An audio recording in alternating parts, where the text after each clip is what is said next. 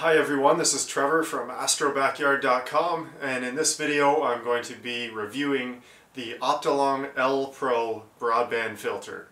I'll use this filter through a telescope for some deep sky imaging as well as with a camera lens for some backyard shots to kind of show you what to expect when shooting from an urban location. I'm kind of an extreme case at Bortle Class 8, so if you're near the edge of town or if it's any better than that, you can expect even better results. No filter can replicate a dark sky and magically remove all of the light pollution that's above you. But filters like the Optolong L-Pro help even the playing field, even if you're in a red zone like I am.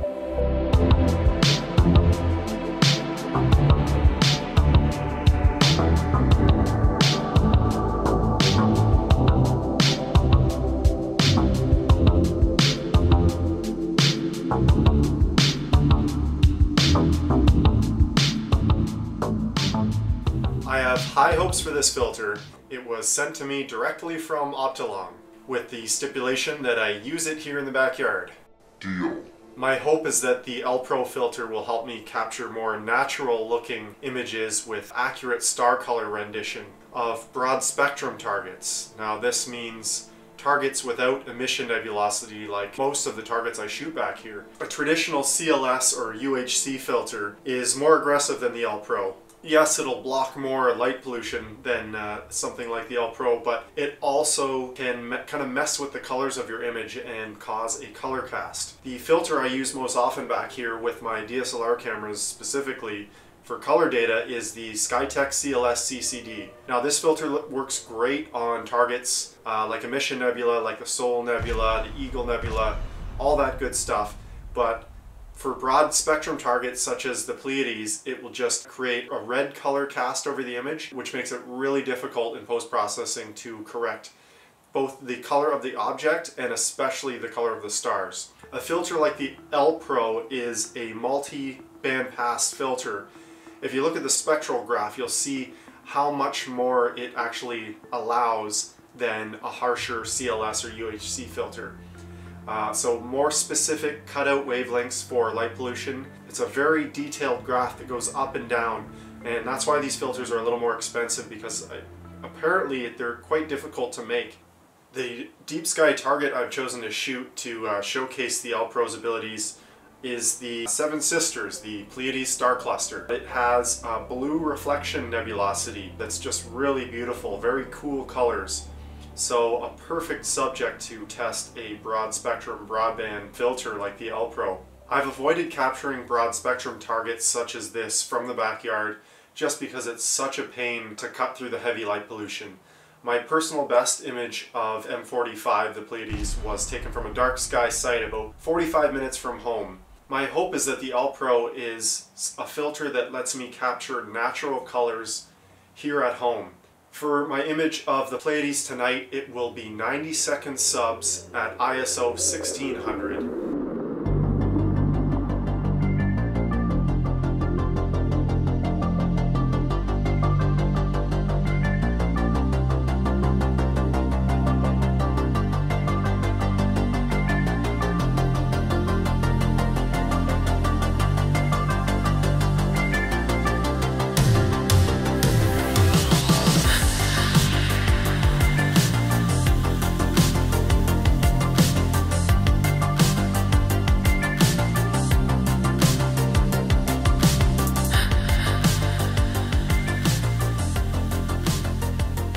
Now the Pleiades is a large object, so for that reason I'm using a full frame camera, a 5D Mark II, and a wide field telescope, the Zenith Star 73 APO. So that has a focal length of 430 millimeters, and the full frame camera opens up even that much more sky. So enough room to capture the Seven Sisters with lots of room to spare around it. The other interesting note about this camera is that it's stock too. So for all you stock DSLR astrophotography shooters out there, I'm finally shooting with a stock camera on this channel, I think for the first time. And this lends itself well to broadband targets like Pleiades because it is those cool colors that a stock camera will produce, whereas a modified camera has a way of making everything look a little red. The only thing that's taking away from the image is that the moon is out It's about 60% tonight. That will add some glow that is not needed, but it should be okay. I'll control the camera with a simple shutter release cable. I'll set my exposures for 90 seconds and run probably about 100 of them, and going in to check on it every once in a while. And the shots will be unguided on the Skywatcher HEQ5 Pro SynScan. That's my old Skywatcher mount.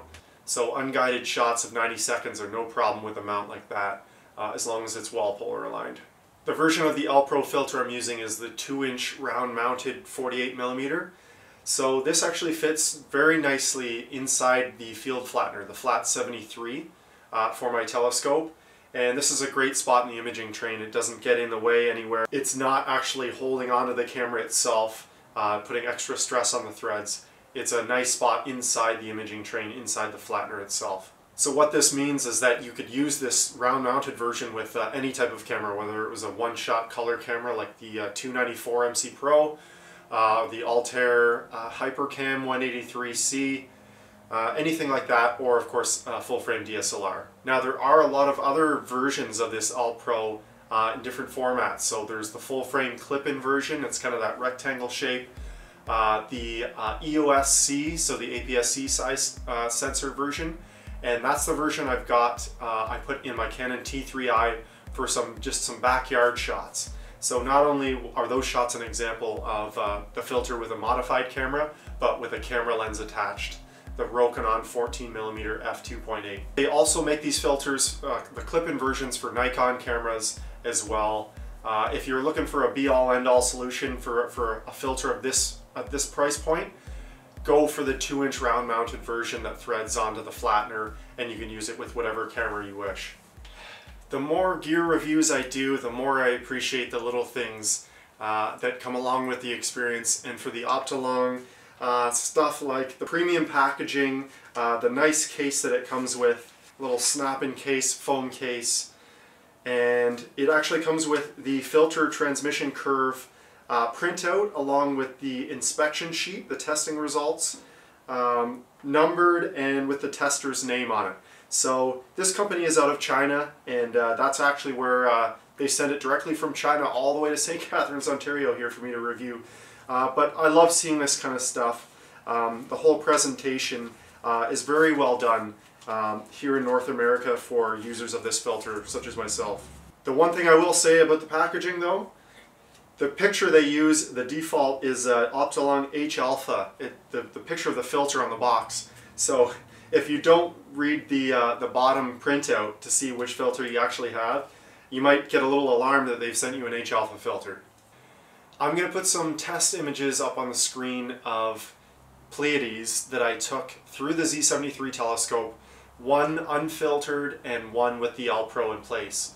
You can clearly see that the stars are smaller and sharper in the L-Pro version, and of course that background sky is much darker with better contrast.